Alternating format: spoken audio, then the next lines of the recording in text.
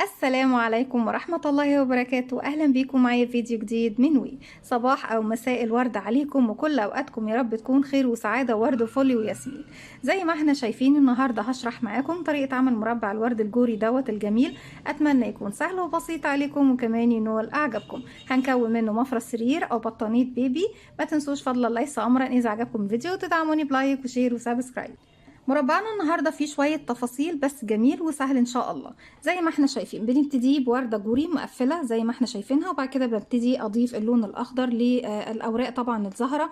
بعد كده ببتدي اضيف المربع نفسه اللي هو بيكون مكون من اعمده باتنين لفه، وبعد كده ببتدي اكون السطر اللي بعده ده زي ما احنا شايفين عباره عن عمود سلسله عمود سلسله عمود، وارجع بغرز الحشو. طبعا ما بين كل سطر وسطر بيكون عندي فيه سطر حشو زي ما احنا شايفينه، وفي النهاية بيكون عندي طريقة التشبيك اللي هنشوفها مع بعض النهاردة، اللي هي بتكون عن طريق غرزة الشبكة.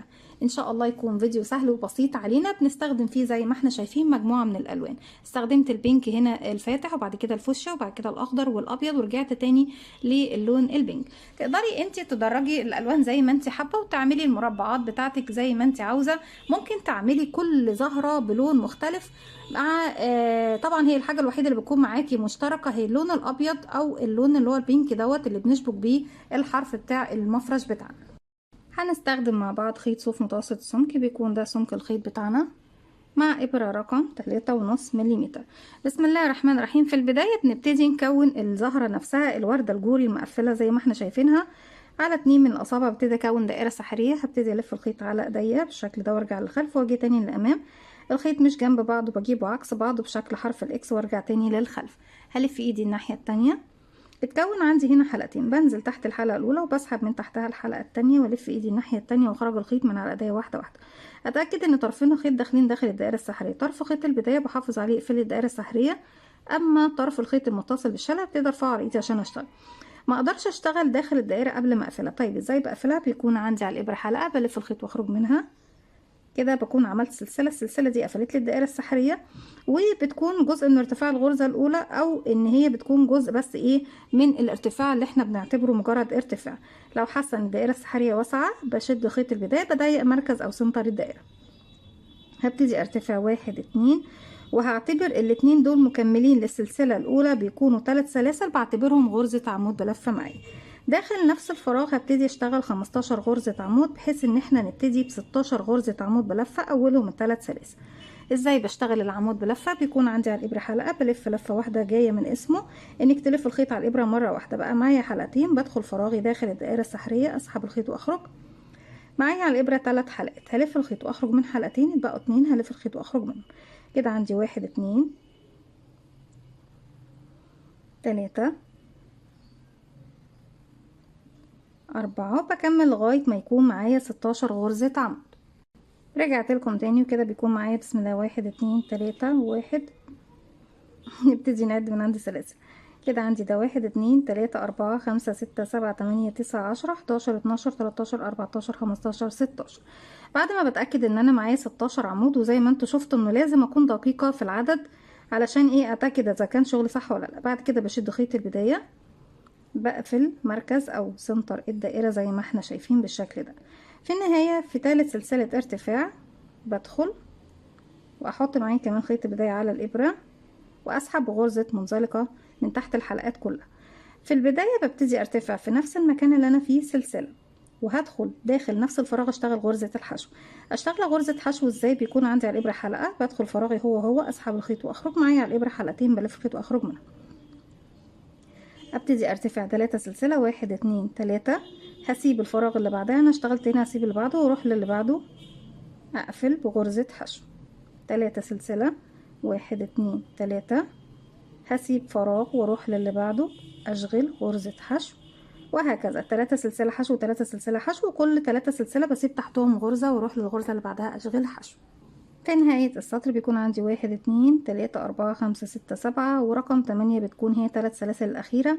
بروح لأول غرزة حشو اشتغلتها زي ما احنا شايفين، واقفل بغرزة منزلقة، لأن انا كده كده كنت شغلة الحشو في بداية السطر، فمش هشتغل 2 حشو في نفس الفراغ. هبتدي امشي بمنزلقة لغاية أول 3 سلاسل، وابتدي فوق ال3 سلاسل دول اشتغل سلسلة وغرزة حشو. فراغ هشتغل فيه غرزة حشو، والفراغ اللي بعده 7 عمود، حشو 7 عمود، حشو 7 عمود، حشو 7 عمود، لغاية ما بخلص السطر كله. طيب ما بين الحشو والسبع عمود باخد مسافات؟ لا، ما باخدش مسافات. بيكون عندي على الإبرة حلقة، بلف الخيط، بدخل فراغي على طول، اشتغل 7 عمود. 1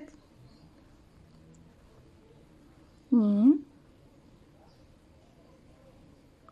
3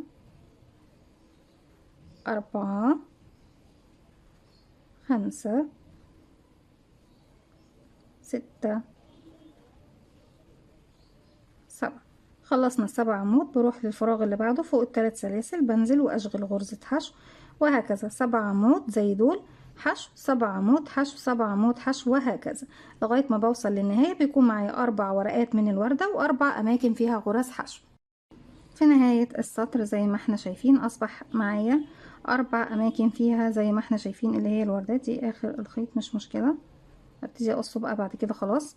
بيكون معايا 4 أماكن فيها الأعمدة، وفي 4 أماكن فيها غرز حشو. بعد ما خلصت ال7 عمود بروح لأول غرزة اشتغلتها بالحشو، بقفل فيها بغرزة منزلقة. طيب عايزة ابتدي اشتغل على الغرز اللي تحت بس من الخلف. هرتفع سلسلة واحدة بس عشان اكون طبقة تانية. انا عندي هنا 1 2 3 طبقات من الزهرة بتاعتنا زي ما احنا شايفين، طبقة باللون البينك الفاتح، وبعد كده 2 باللون الفوشي. وعدد الطبقات المقفلة او الطبقة المفتوحة دي احنا ممكن نشتغلها زي ما احنا حابين يا بنات، ممكن نزودها زي ما احنا عاوزين. بعد ما اشتغلت سلسلة، شايفين غرزة الحشو اللي احنا كنا بنشتغلها تحت وبنسيب فراغ وحشو؟ باجي من الخلف، من خلف الشغل، بنزل بالشكل ده. الغرزة الحشو الأولى أهي، بدخل في الفراغ اللي قبلها، أدفعها تحت الإبرة وأخرج من الفراغ اللي قبلها وأكون في خلف الشغل كده. هسحب الخيط وهخرج من تحتها تاني، معايا كده على الإبرة حلقتين، هلف الخيط وأخرج منهم بغرزة حشو. يبقى أنا كده اشتغلت في المكان دوت غرزة حشو بس من الخلف. تحت كنت باخد 3 سلاسل ما بين كل فراغ وفراغ. في المرحلة دي لما باجي ازود طبقات من الخلف بزود سلسلة على السلاسل اللي انا اشتغلتها من تحت، ومن الامام بزود على عدد الاعمدة 2 عمود بلفة. يعني الطبقة دي كان فيها 7 عمود، في المرحلة اللي جاية الطبقة معايا هتكون فيها 9 عمود، لو هزود تاني هيكون فيها 11 عمود، يعني كل مرة بزود 2 عمود بلفة من الامام. وعدد السلاسل اللي بتكون عندي من الخلف بتزيد سلسلة واحدة، يعني تحت كانوا 3 سلاسل، فوق هيكونوا 4. 1 2 3 4. وارجع التانية اكرر. فين غرزة الحشو التانية؟ اهي، شايفينها اهي يا بنات. باجي من الخلف ادخل وادفعها تحت الابرة واخرج من الفراغ اللي بعدها، اسحب الخيط واخرج، معايا حلقتين الف الخيط واخرج منهم بغرزة حشو. كده بكون كونت سلاسل من الخلف، ابتدي اشتغل عليها الطبقة التانية. 4 سلسلة، 1 2 3 4، وبكرر. افضل بقى امشي على الغرز الحشو اللي عندي. حشو خلفية، 4 سلسلة حشو خلفية، لغاية ما بوصل لآخر فراغ موجود عندي تاني، وارجع لنفس المكان اللي انا كنت فيه.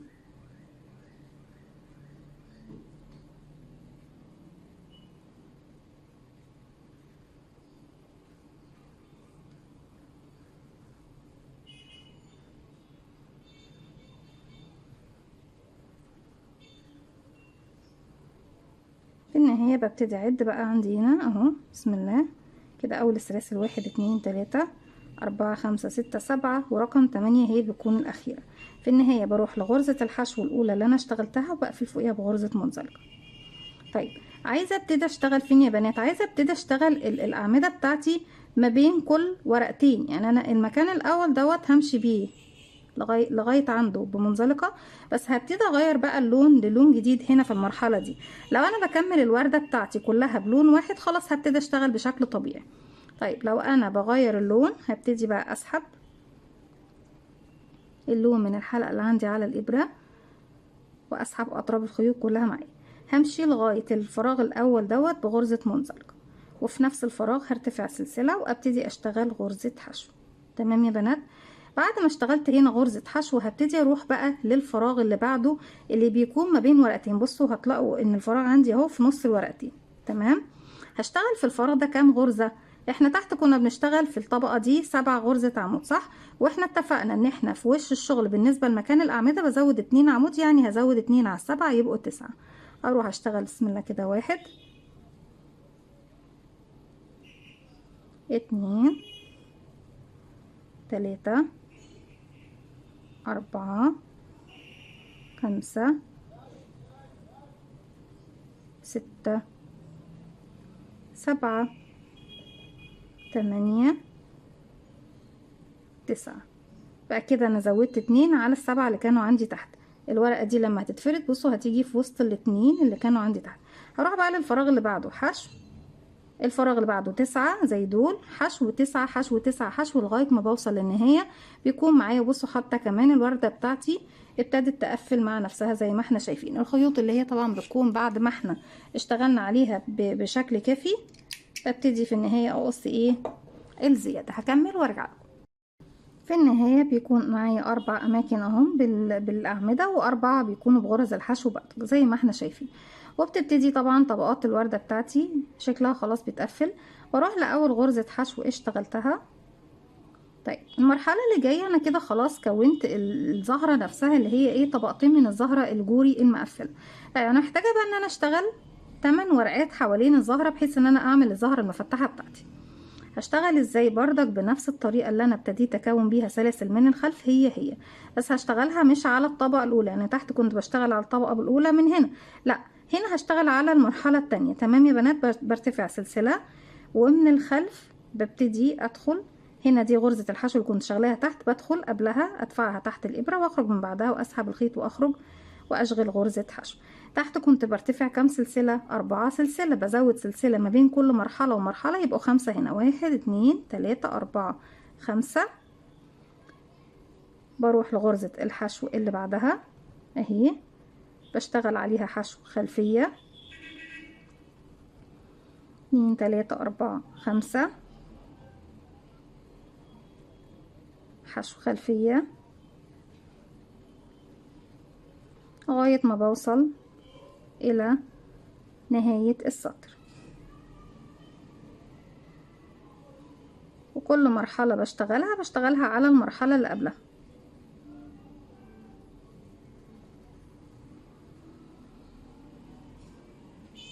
الطبقة اللي جاية بتكون بنفس اللون اللي هو ايه الاخير معايا.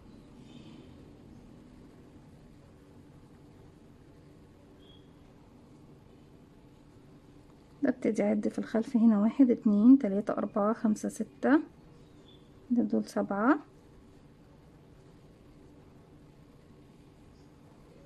ورقم 8 1 2 3 4 5. وبروح اقفل بغرزة منزلقة ايه فين اهي في اول غرزة حشو اشتغلتها. طيب المرحلة دي مش هتكون مقفلة زي المراحل التانية. علشان اشتغل طبقة تانية عفوا من الوردة الجوري، هبتدي امشي بمنزلقة لغاية المكان ده وارتفع سلسلة واشغل حشو. وبعد كده ابتدي اشتغل هنا 11 غرزة عمود بلفة، حشو 11 عمود، حشو 11 عمود، وهكذا. وزي ما قلت لكم تقدري تكوني اي مجموعة من الطبقات اللي انت حباها من الوردة الجوري المقفلة زي ما احنا شايفين. طيب ازاي بقى نبتدي نشتغل؟ احنا مش هنشتغل طبقة تالتة مقفلة، لا احنا نشتغل بقى الطبقة التالتة بس مفتوحة معانا ب8 ورقات مش ب4. طيب هبتدي ادخل بمنزلقة للفراغ اللي فيه سلاسل الاولانية دي، هرتفع سلسلة هرتفع سلسلة وهشتغل غرزة حشو، بعد كده نصف عمود، بعد كده 5 عمود بلفة، 1 2 3 4 5، وارجع تاني نصف عمود وحشو. وبكرر دوت على مدى ال8 طبقات بتوع دي. اول طبقة ارجع تاني حشو، نصف عمود، 5 عمود بلفة، 1 2 3 4 5، نصف عمود وغرزة حشو. كرر دوت. انا كده اشتغلت 2، بقيلي 6 هشتغلهم وارجع لكم نكمل مع بعض. رجعت لكم تاني وكده اتكونت معايا الزهرة زي ما احنا شايفين. ممكن نكون منها مربع زي ما هنشغل النهاردة، وممكن تستخدميها كتزيين زينة للملابس او المفروشات. هنا اتكون عندي 1 2 3 4 5 6 7 8، لاني ما كنتش بشتغل حشو طبقة حشو طبقة، لا كنت بشتغل في كل الطبقات الموجودة عندي، يعني كل السلاسل الموجودة عندي. في النهاية بروح لأول غرزة اشتغلتها بقفل بغرزة منزلقة. طيب انا لسه محتاجة برضك ان انا اكون تاني طبقة جديدة، بس الطبقة الجديدة مش هتكون للزهرة، هتكون للون الاخضر اللي بيكون تحت الزهرة. ازاي بشتغلها بقى يا بنات؟ زي ما احنا شايفين هبتدي اكون سلاسل تاني بس معايا بنفس اللون اللي موجود معايا، سلسلة، وهاجي هنا اول فراغ عندي اهو هبتدي الطبقة الاخيرة اشتغل عليه غرزة حشو. طيب المرة دي ان احنا طبعا لما كنت بزود طبقات الزهرة كنت بزود عدد السلاسل، يعني بزود سلسلة على كل سلسلة. تحت كنت بشتغل 5، يبقى هنا هشتغل 6، 1 2 3 4 5 6، واجي هنا اشتغل حشو 6 حشو 6 حشو 6 حشو لغاية ما بوصل للنهاية. في نهاية السطر ببتدي اقفل بغرزة منزلقة فوق اول غرزة حشو اشتغلناها، وفي المرحلة دي هبتدي اغير للون الجديد اللي هو بيكون اللون الاخضر. عقدة بداية واسحب الحلقة الجديدة من الحلقة الموجودة عندي على الابرة، وابتدي امشي لغاية السلاسل بغرزة منزلقة. فوق السلاسل هبتدي اشتغل 4 عمود، بس هشتغلهم بايه يا بنات؟ عندك اختيارين، اما انك تشتغليهم زي بعمود ب2 لفة، او تشتغليهم بعمود بلفة واحدة زي ما انت حابة. يعني تقدري تبدليه عن الارتفاع اللي انا برتفعه دوت، اللي هو بدل عمود ب2 لفة هتشتغلي انت عمود بلفة واحدة. برتفع 1 2 3 4 وبعتبره اول عمود عندي ب2 لفة، وابتدي اشتغل بعد منه 3 عمود ب2 لفة، او بنشتغل 5 عمود ب2 لفة. انا هنا شغالة تحت 1 2 3 4، خلاص احنا تحت بنشتغل 4، بعد كده ببتدي في المرحلة اللي فوق بشتغل 5.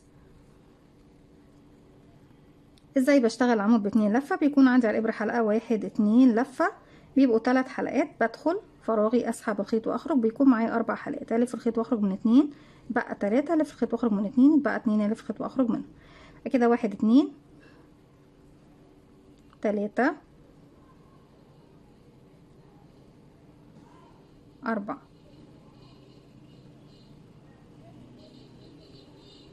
زي ما احنا شايفين. وبعد ما بثبت الخيط ده خلاص تمام كده، بقص الزيادة،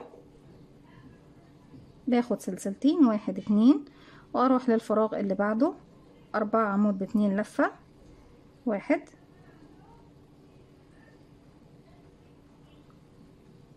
2 3 4، 1 2 سلسلة 4 عمود سلسلتين 4 عمود سلسلتين 4 عمود لغاية ما بوصل لنهاية السطر.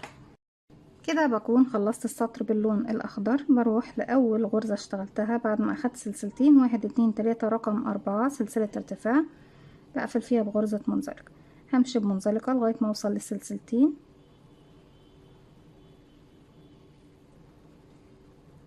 في المرحلة دي هبتدي اضيف اللون الجديد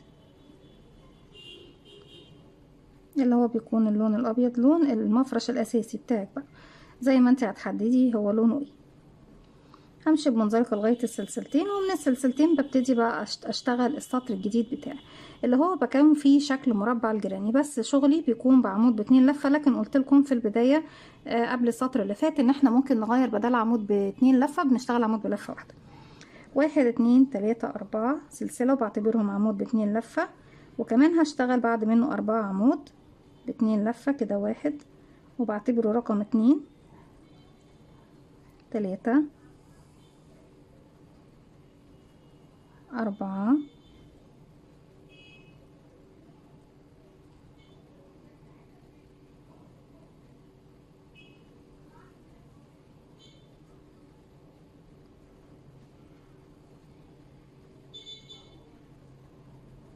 رقم 5.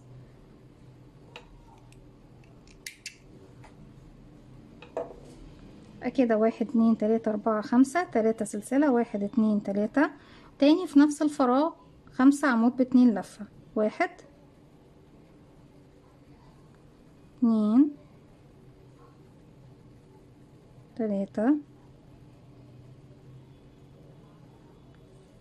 4 5. كده كونا زي ما احنا شايفين كونا الزاوية، اول زاوية موجودة عندي في المربع. اشتغل سلسلتين مسافة، 1 2، وهسيب الأعمدة الأربعة اللي تحت واروح اشتغل 5 عمود ب2 لفة فوق السلسلة دي، السلسلتين دول. والمرة دي هيكونوا 5 عمود ب2 لفة بس، يعني مش بشتغل مرتين، لاني مرة بشتغل زاوية ومرة بشتغل فراغ عادي فيه 5 عمود بلفة ب2 لفة بس. كده 1 2 3 4 5.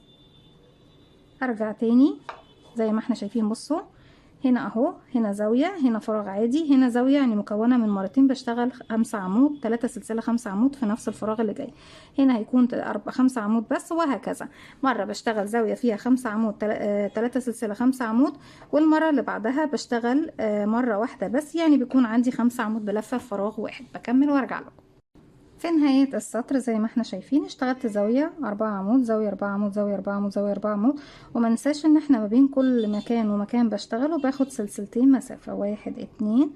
هروح بقى فين يا بنات؟ هروح 1 2 3 رابع سلسلة ارتفاع الأخيرة، بقفل فيها بغرزة منزلقة. السطر اللي جاي كله بيكون فوق كل فراغ يقابلني، ايا كان الفراغ اللي هيقابلني سواء سلسلة او عمود، بشتغل غرزة حشو واحدة، سلسلة، وفي نفس الفراغ الاول حشو، الفراغ اللي بعده حشو، وكل فراغ يقابلني زي ما احنا اتفقنا مع بعض بلا استثناء فوقيه غرزة حشو واحدة. كده اشتغلنا فوق ال5 عمود دول 5 حشو، فوق ال3 سلاسل بشتغل 1 2 3. ما بزودش اي حاجة يا بنات عن العدد اللي معايا، نفس العدد اللي تحت هو بشتغل. فوق كل غرزة بشتغل غرزة حشو واحدة. وصلت للسلسلتين، فوقيها 2 حشو، 1 2، ولغاية ما بخلص السطر كله بشتغل فوق كل السطر كله، فوق كل غرزة غرزة حشو واحدة. في نهاية السطر بقفل بمنزلقة فوق اول غرزة حشو اشتغلتها. همشي يا بنات منزلقة لغاية الغرزة اللي جاية، وبعد كده هبتدي ارتفع 1 2 3 4، وهعتبر ان انا اشتغلت عمود سلسلة. العمود في الفراغ ده والسلسلة هسيب تحتها الفراغ ده، هروح للفراغ اللي بعده اكون عمود بلف. ليه؟ لان احنا في المرحلة اللي هي فيها عمود سلسلة عمود. بعد كده اشتغل العمود اللي بعده كمان عمود. هنا هلاقي بقى الزاوية فيها 3 غرز حشو، هشتغل في الغرزة الاولى غرزة عمود، والغرزة رقم 2 اللي هي في النص دي بشتغل فيها عمود، 3 سلسلة في نفس الفراغ هو عمود. انا كده كونت الزاوية الجديدة في الغرزة اللي في المنتصف هنا. يبقى انا اشتغلت كده، شايفين بقى انا عندي في المكان ده اشتغلت 1 2 3 4، وهنا هعد 1، والغرزة اللي بعدها غرزة عمود يبقى 2، والغرزتين اللي وراهم 3 4. بعد كده هبتدي اشتغل سلسلة، هسيب تحتها فراغ واروح اشتغل عمود، سلسلة هسيب تحتها فراغ واروح اشتغل عمود، سلسلة بسيب تحتها فراغ واشتغل عمود، سلسلة بسيب تحتها فراغ واشتغل عمود. هقول لكم لغاية ما نوصل لغاية فين. سلسلة عمود، سلسلة عمود. نبتدي نعد بقى الأعمدة. عندي هنا الغرز الحشو اللي فوق الأعمدة ال5، 1 2 3 4 5، تمام كده. هبتدي أسيب منهم، أنا عندي 1 2 3 4 5، 1 2 دول بشتغلهم أعمدة، يبقى سلسلة، هسيب عندي فراغ واروح اشتغل عمود، سلسلة، هسيب الفراغ ده واروح اشتغل العمودين دول بقى على طول، 1 2. هنا ما باخدش سلاسل، واول غرزة من الزاوية 1، والغرزة اللي في المنتصف في الزاوية بشتغل عمود، 3 سلاسل في نفس الفراغ هو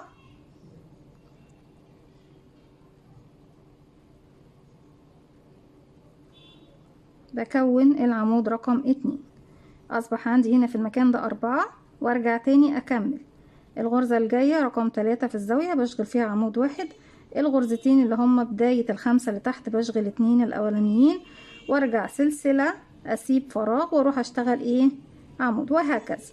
واكرر بقى السطر بتاعي كله زي ما احنا شايفين بالشكل دوت، بنفس التكرار اللي انا شرحته معاكم يا بنات، سلسله عمود سلسله عمود سلسله عمود، لغايه ما اوصل للعمودين اللي في الاخر بشتغلهم عمودين لوحدهم، وبعد كده في السلسله الاولى في الزاويه عمود، والسلسله اللي في المنتصف بشتغل عمود، 3 سلاسل عمود في نفس الفراغ، وبكرر لغايه نهايه السطر.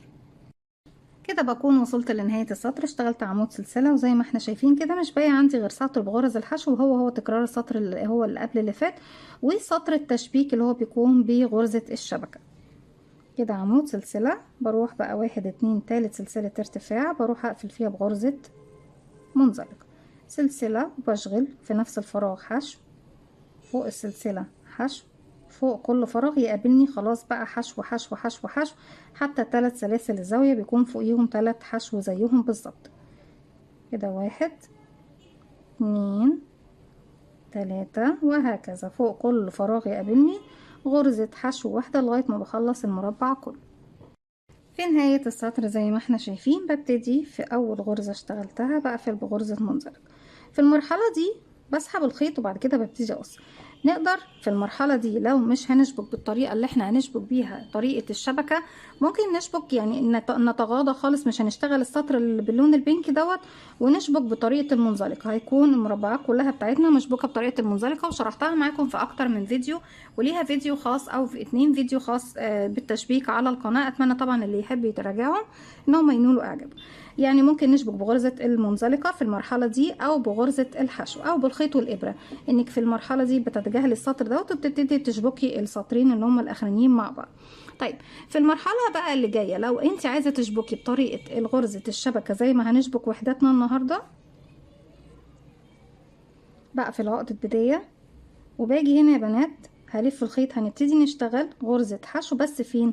شايفين ال3 غرز بتوع الزاوية دول؟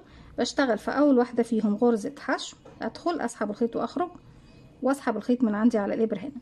أبتدي في المرحلة دي أرتفع 9 سلسلة، 1 2 3 4 5 6 7 8 9، وأروح أسيب الغرزة اللي في النص وأروح للغرزة اللي بعدها أعمل غرزة حشو. دي كده الزاوية عندي تمام يا بنات. هبتدي بعد كده 5 سلسلة، 1 2 3 4 5، هسيب 1 2 وفي رقم 3 هعمل حشو، 5 سلسلة، نسيب 2 فراغ وفي رقم 3 حشو، 5 سلسلة،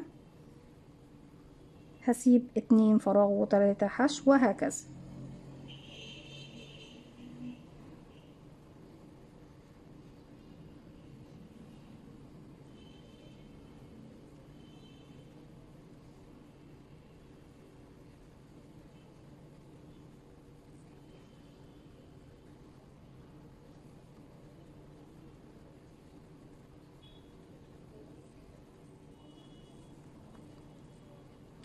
نبتدي نعد بعد الزاوية، 1 2 3 4 5 6 7،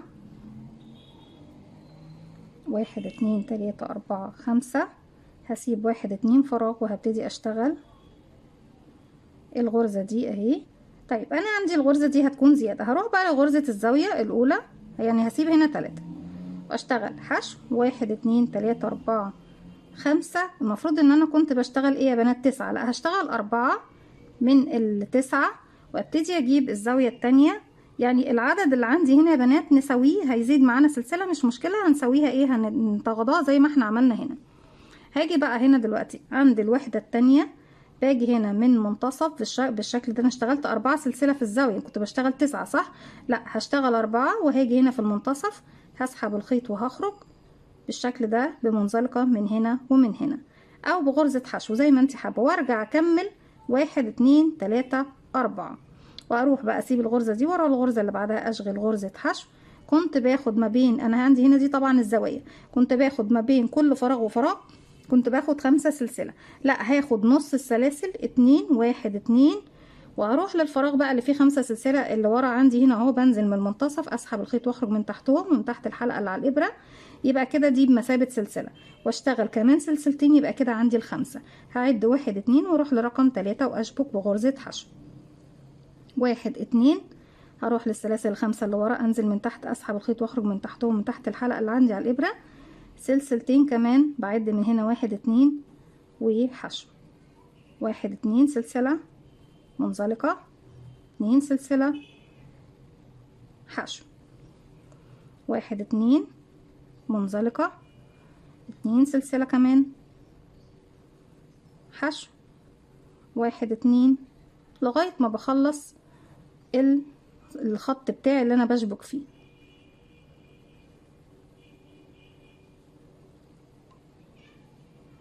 تدينا شكل جمالي مميز جدا الطريقة دي.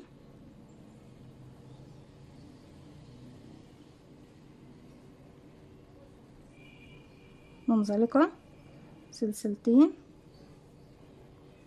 حشو، 1 2، اخر فراغ، سلسلتين. هبتدي اعد هنا 1 2، وهنا كده كده الشغل عندي جه في الزاوية بالظبط 4 سلسلة، 1 2 3 4، لاني عندي الزاوية خلاص.